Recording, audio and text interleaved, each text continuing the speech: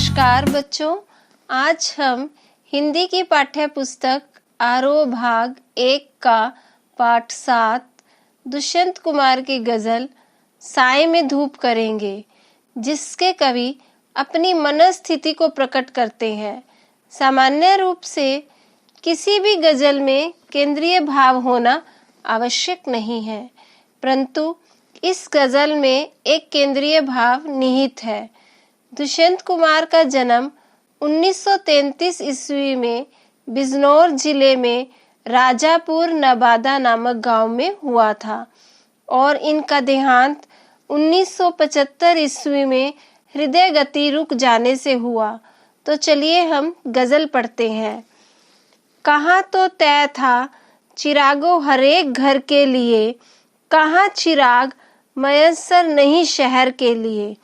यहाँ चिराग का अर्थ है दीपक और मयस्सर का अर्थ है उपलब्ध। इस शेर में कवि ने राजनीतिक अवस्था का वर्णन करते हुए कहा है कि राजनेताओं के द्वारा यह वायदे किए गए थे कि देश की स्वतंत्रता के बाद प्रत्येक घर में रोशनी होगी।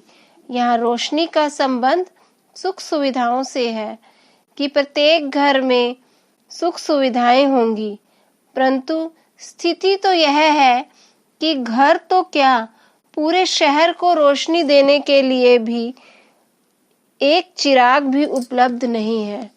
अर्थात पूरे शहर में सुख सुविधाओं का अभाव है। यानी कवि कहना चाहता है कि राजनीतिज्ञ जनता को बड़े बड़े सपने दिखाते हैं, परंतु उन्हें पूरा नहीं करते। नेक्स्ट पैरा, यहाँ दरख्तों के साए में धूप लगती है, चलो यहाँ से चलें उम्र भर के लिए। दरख्त यानी वृक्ष, साया यानी छाया।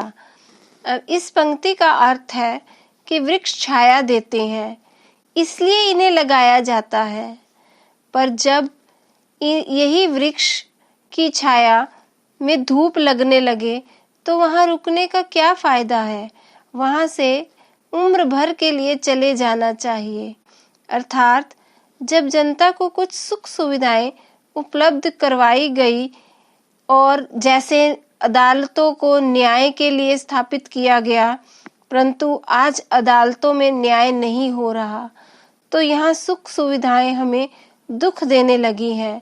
तो कवि कहता है कि जिस वृक्ष तले हमें धूप का अनुभव हो, वहाँ से तो हमेशा के लिए चले जाना चाहिए।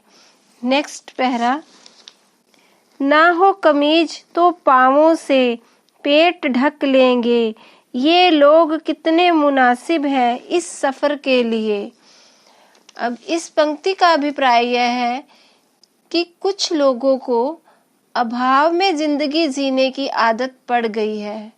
यदि उन्हें पेट ढकने के लिए कमीज ना मिले तो वे क्या करते हैं, वे अपने घुटनों से पेट को ढक लेंगे, परंतु कमीज के लिए कभी भी आवाज नहीं उठाएंगे। यानी वे भ्रष्टाचार और बुराइयों के खिलाफ आवाज नहीं उठाएंगे। यह लोग अर्थव्यवस्था की इस यात्रा के लिए कितने उपयुक्त हैं। यानी जनता ने अभावों में जीना सीख लिया है। नेक्स्ट पैरा है, खुदा नहीं ना सही आदमी का ख्वाब सही, कोई हसीन नज़ारा तो है नज़र के लिए। खुदा यानी भगवान, ख्वाब यानी सपना, हसीन का अर्थ है खूबसूरत और नज़ारा का अर्थ है दृश्य। तो कवि कहता है कि परिस्थितियों को बदला नहीं जा रहा है।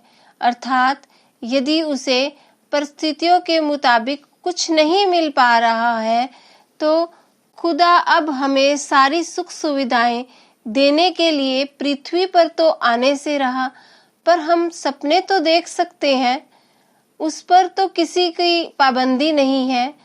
सपनों में ही हसीन नज़ारों का आनंद ले लें, सुख का एहसास कर लें, जो जीवन जीने के लिए आशा प्रदान करता है।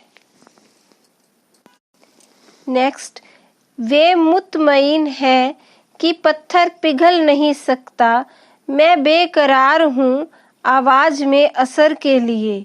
मुतमईन का अर्थ है आश्वस्त और बेकरार का अर्थ होता है आतुर। अब कवि दुष्यंत जी को विश्वास है कि अब ये समस्याएं समाप्त नहीं होंगी।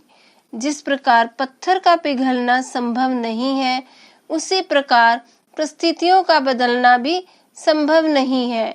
कवि कहता है कि मैं इन परिस्थितियों को बदलते हुए देखने के लिए बेकरार हूँ, यानी मैं बेचैन हूँ, पर जनता की आवाज में असर होना चाहिए, अर्थात जनता की आवाज को अवश्य ही आवाज उठानी चाहिए, तभी परिवर्तन संभव है।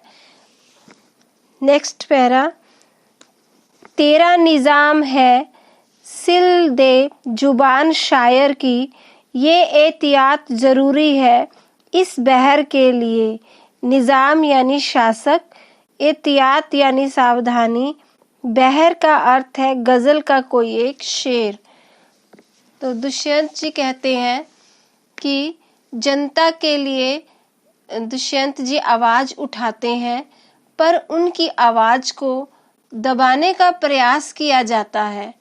तो वे कह उठते हैं कि हे शासक, तेरा राज्य है, तू चाहे तो शायर की आवाज भी सिल सकते हैं और अपने राज्य को कायम करने के लिए अर्थात चलाने के लिए यह सावधानी जरूरी भी है। जैसे गजल के छंद के बाद बंधन की सावधानी जरूरी है। जिए तो अपने बगीचे में गुलमोहर के तले, मरे तो गैर की गलियों में गुलमोहर के लिए।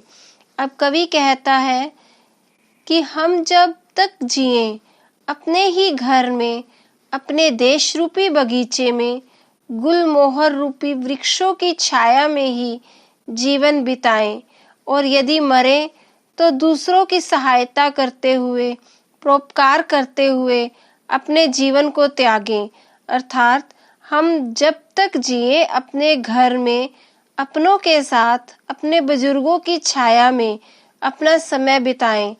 कभी भी जीवन की राह में आने वाली कठिनाइयों से घबरा कर न भागे। धन्यवाद।